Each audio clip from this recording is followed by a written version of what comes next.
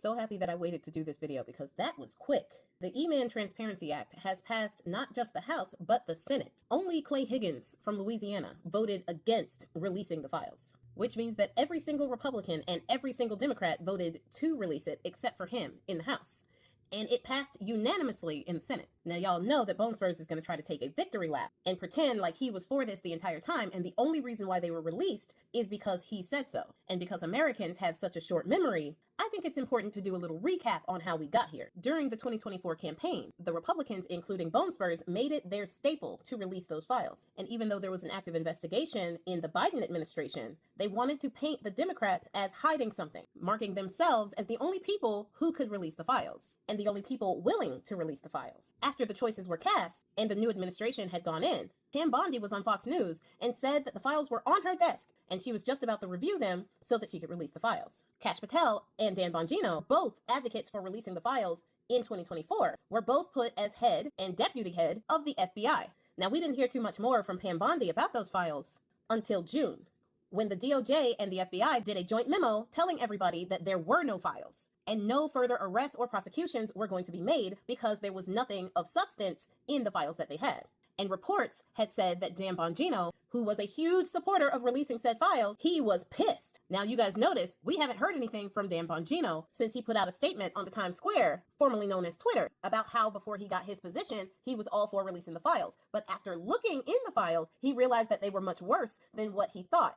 And he realized that he could never release the files. That was his statement. That didn't help because people were like, wait a minute, do they exist or do they not exist? And it was exacerbated by the fact that they did put out cell block video of E-Man's cell and they called it raw footage. But we found out that it was not only doctored, but 1 minute to 3 minutes were missing from said video. And I almost forgot. Another thing that exacerbated the issue was when Todd Blanche, Bones Spurs' personal lawyer at one point and Deputy Attorney General now, went to Maximilian's prison and spoke with her about the files. A few days later, she miraculously gets changed from her high security prison and was sent to a prison camp, somewhere that she's not even supposed to be because of the severity of her crimes. And reports have come out that anybody that speaks ill of her being there is punished severely by being removed from the camp and put into higher security prisons. She has been waited on hand and foot by the warden, who is helping her with paperwork and to set up meetings. They are locking down the camp in order for her to have meetings with mysterious people in the chapel. She gets to exercise whenever she wants to at night after lockup.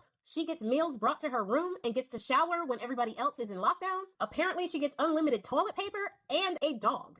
And what do you know? In the transcripts that came out about that meeting, she said that Bones Spurs was a complete gentleman and she never saw him do anything wrong, never saw him at E-Man's house, and completely exonerated him of everything that he's accused of. And word on the street has it that she's getting her clemency papers ready. Now, this woman was convicted in a court of law, and yet under Bones Spurs' orders, he's rewarding her for saying that he didn't do anything wrong, but yet he has nothing to do with it, even though all of the things that she is getting is by his order.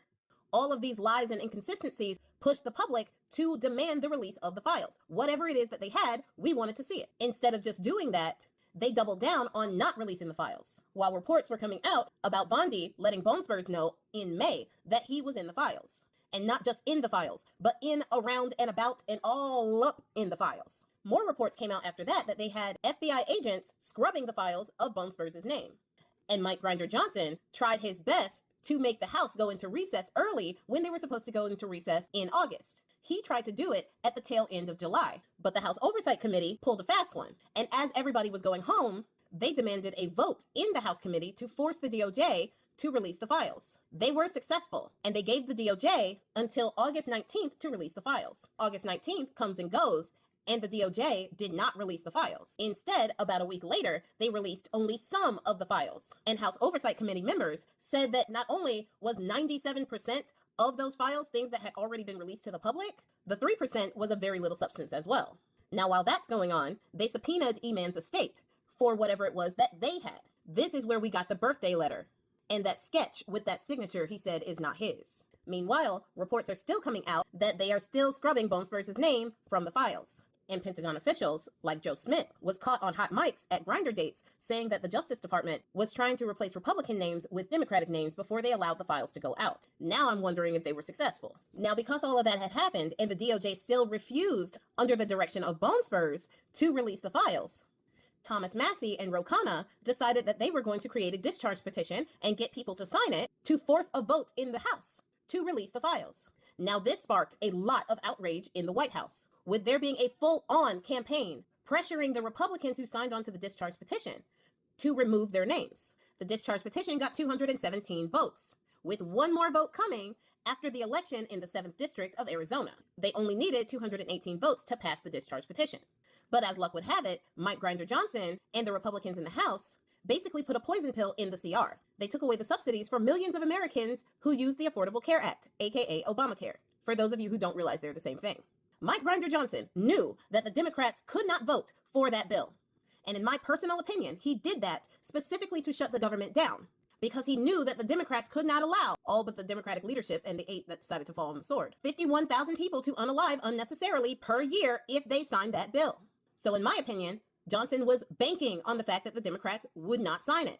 If they did, it would also be great because they got what they wanted. But his real plan was to have it not happen so that they could delay the discharge petition from going through and the vote on the E-Man files. Perhaps he was trying to buy time. And one reason why I think that is because he dismissed the House before the government even shut down. He had anticipated that it would shut down.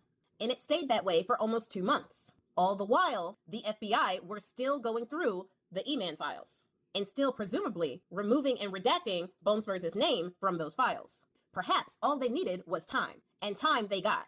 Now, throughout all of this, the victims and the survivors were urging Congress and Bones Spurs and the whole administration to release the files. Notably, one voice that was missing was Virginia Goffrey, who they claim decided to end it all in May. Ironically, the same month that Bones Spurs was told he was all in and around and about those files, which presumably was the same month that he realized he could never release those files. Now, after the continuing resolution was passed and the House got back from their JEE vacation, if you know, you know, Adelita Guajalva was sworn in. The discharge petition passed, even though the White House got darn near desperate and started bringing people like Lauren Boebert, who had also signed on the discharge petition, to the White House Situation Room, school principal style, with all of the higher-ups of both the DOJ and the FBI trying to talk her out of signing the petition, which only made her want to sign it more. At the same time, Bones Spurs started levying a tax on the rest of the people who signed it. Now answer me this. Why would he be so mad if that's something that he was going to do anyway? If transparency and releasing the files that he says he has nothing to do with and only the Democrats are in it was the goal, then why was this such a fight? Now the discharge petition passed, and as soon as it passed and reports came out that up to 100 Republicans were going to defect and actually vote for it, despite what he wanted, then and only then did he start changing his tune. Because if he were to say no and all of the Republicans defect against him, then that would have looked really bad when it came to his hold on the Republican Party. And it would have encouraged more and more Republicans to defy him. So he changed course and started saying, I don't care, release it or not.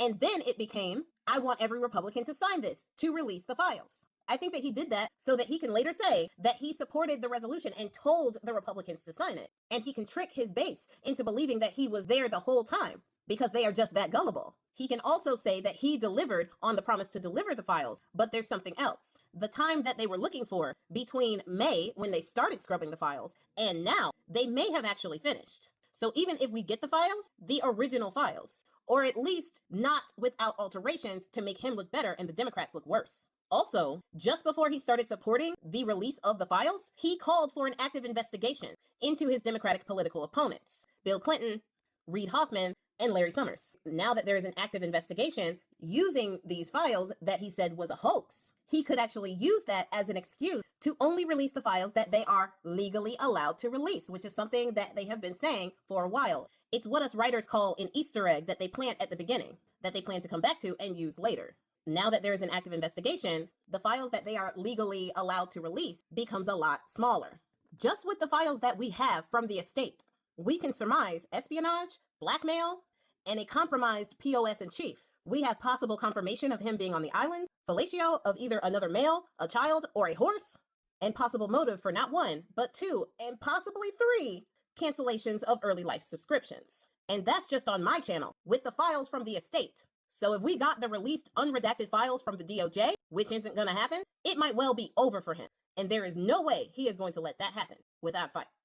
This was a good day, but we also need to stay vigilant about what he's going to do, because this bill is going to his desk, and there is a veto-proof majority in the House and the Senate. So he has no choice but to either sign it or look like a fool. But it's after he signs it that's going to be the telltale sign. This fight is not over.